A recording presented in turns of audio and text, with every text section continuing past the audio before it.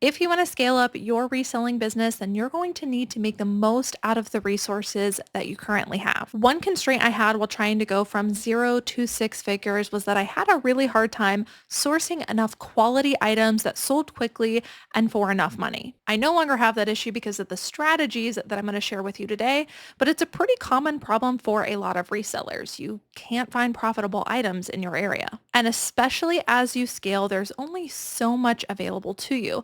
And if you want to continue picking up profitable items, a lot of people feel forced to just go to more and more thrift stores and expand their territory. I'm arguing that you do not have to do that. Especially if you want to scale, it is vital that you learn to pick up everything that you have around you, because at some point you're gonna run out of the good items and you're gonna need to pivot to a new strategy. There are 3 ways that I now source that have eliminated that problem for me. The very first thing I ever learned was how to brand-based source. Then I learned how to factor stack, and now I have learned how to style-based source. If you learn all 3 of these, you're going to be able to maximize everything that you have around you, and it's gonna make sourcing a lot less stressful. I'm gonna break down what each of these 3 sourcing types mean in this video, as well as give you some examples where I've applied this to my own business. But just know that anybody can do this. Just take some research. The easiest way to get started is by studying the solds on whatever platform that you're selling on. So if you're selling on eBay, studying the solds on that platform. If you're selling on Poshmark, studying the solds on that platform. Or if you really want to maximize your time and all of your resources, then you can do what I do, which is a combination of all information on all platforms, from different articles, from social media, from Google Trends, and from tools. Gather even more data, and wherever you find the overlap in all of that data is how you can know what the most trendy items are. For instance, I really love using a tool called Poshwatch, who is sponsoring today's video. They make it easy to study solds on Poshmark, and they give me data that I otherwise wouldn't have because Poshmark's data is really not that good. They need to up their game on the data that they display. It's nearly impossible to check sell-through rate on the Poshmark platform because they don't spit out what's available and they don't spit out what's sold. And so you're left not knowing how quickly something actually sells. Poshwatch has many features to help you maximize your time on Poshmark, but my favorite tool is their research tool. With their research tool, I can better understand if items are going to sell well there or not and how quickly they're going to sell. Simply search whatever item it is that you have in hand and determine if it fits your business model. And using this tool, you can figure out what the actual demand is of the item you have in hand, therefore making smarter decisions while you're outsourcing. They also just came out with a new feature that I absolutely love. It's called Trending Styles, and they report out on what the top trending items are that Poshmark buyers are looking for. And all of this is backed by data, which in my opinion is the only thing that you can actually rely on to figure out what's trending. And not only can I study what brands and specific styles are selling, but I can also take a look at these trends and figure out what is a common theme. What can I look for that is common in all of these items in pretty much everything? You can use my link and coupon code down in the description if you want to give Poshwatch a try. If you list on Poshmark at all, or you just want to have more data to pull into your research, then Poshwatch is an incredible tool. So brand-based sourcing is a strategy where you're seeking out after items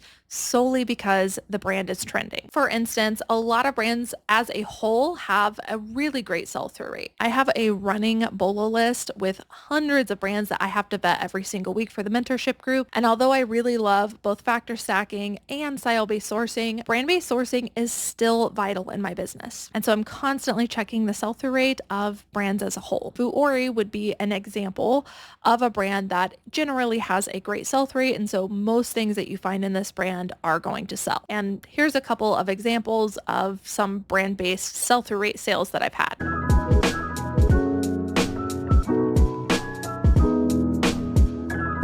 Brand-based sourcing is compable, meaning you can comp it to determine if it's worth picking up or not. Then we move on to factor stacking. This strategy is seeking after items, recognizing items, grabbing them at thrift stores because you notice that it contains factors that are trending. You can do this with both good brands and bad brands, but I find it to be the most powerful in bad brands because the so-called bad brands, brands that most resellers skip over, they don't consider them worth reselling because the brand as a whole doesn't have a high sell-through rate. Bad brands are commonly overlooked and you can snatch them up really quickly using something like factor stacking and sell them very fast. Here's an example where I've used factor stacking during sourcing, which then led to sales.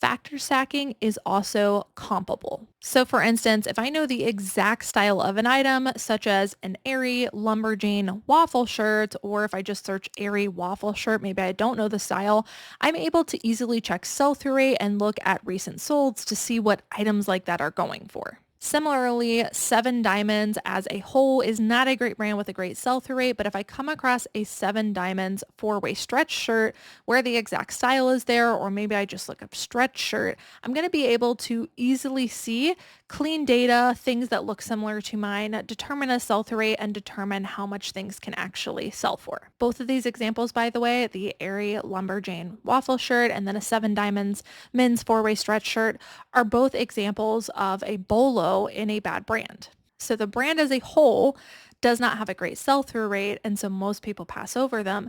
But if you drill down to the factors it has, whether that's style, whether that's a material, whether it's size, you're going to see the sell-through rate change, and you're also going to see the ASP change, which means the demand is changing. So you're going to have higher or lower demand based on the factors that you have in a piece. And that's where factor stacking can come into play. But you can't really do this method unless you know what the good factors are, which, as I mentioned in the beginning of this video, comes through research. And lastly is style-based sourcing. This one is the newest one for me. It is the one that I am still studying, but I feel like I've got a really great grasp on it and I'm constantly generating sales. This one, in my opinion, has the best opportunity for you to both find items, but also sell it, because it's just a strategy that not a lot of people are using, or at least using correctly. I actually find that things sell faster with my style-based sourcing than they do with brand sell-through rate sourcing. And so style-based sourcing is seeking after items specifically for the aesthetic that they embody. And the most important thing in this method is that you know what aesthetics are actually trending, because there's tons of aesthetics out there. I mean, you're coming out with them every single day.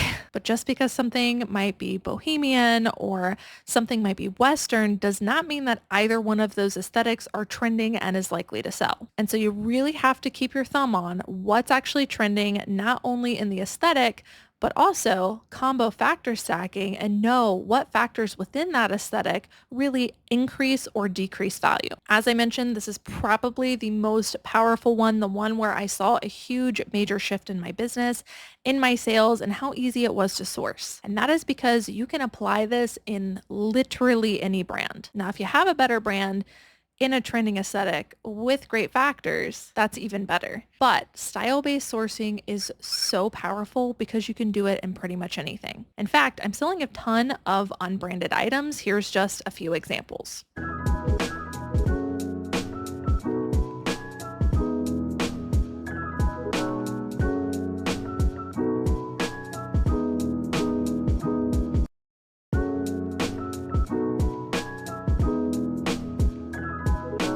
Like I said, a lot of these are selling for much quicker than even things that have over a 100% sell-through rate. When it comes to style-based sourcing, this isn't something that is comped in the exact same way that you would brand sourced item or factor stacking and brand-based. You can use sell-through rate all day long and it's pretty accurate. But when it comes to style-based sourcing, because it is super new, it's both an art of checking sell-through rate, checking comps, but also knowing what the top trending factors are within a style-based piece so that you know whether to increase or decrease your price and know how quickly it's going to sell. The most powerful thing is when you're able to combine all three of these sourcing strategies. This will help you to unlock a new level of sourcing that you didn't even know was possible. Take a moment and think of the three brands that you come across the most often while you're outsourcing. I'm not talking good brands. I want to hear the bad brands. What do you come across all the time? Which ones are heavily abundant where you live? Imagine if you were to take just those 3 brands, do a thorough deep dive research, understand exactly what sells in what styles and what factors increase or decrease value in those brands. You could very, very easily learn what sells super quickly and for great money, likely even more than Bolo brands. And you're going to be able to find them all the time because they're abundant in your area. Now let's say that every time you go outsourcing, whether you're at the thrift store or the bins, you're able to find, using these strategies in those 3 brands, just 5 more items per trip. Here's a quick breakdown of what's possible when you do this. So let's say you're able to do 5 items and each item net profits $20. Assuming that they sell quickly because you have done your research and you do 2 sourcing trips per week, that should leave you with an extra $200 from just those 5 items per week. And that's net. Now multiply that by 4 weeks in a month and you're looking at an additional $800 a month in your pocket for pretty much doing what you're already doing, going to the same stores, just picking up more items than you normally would. And by the way, that is super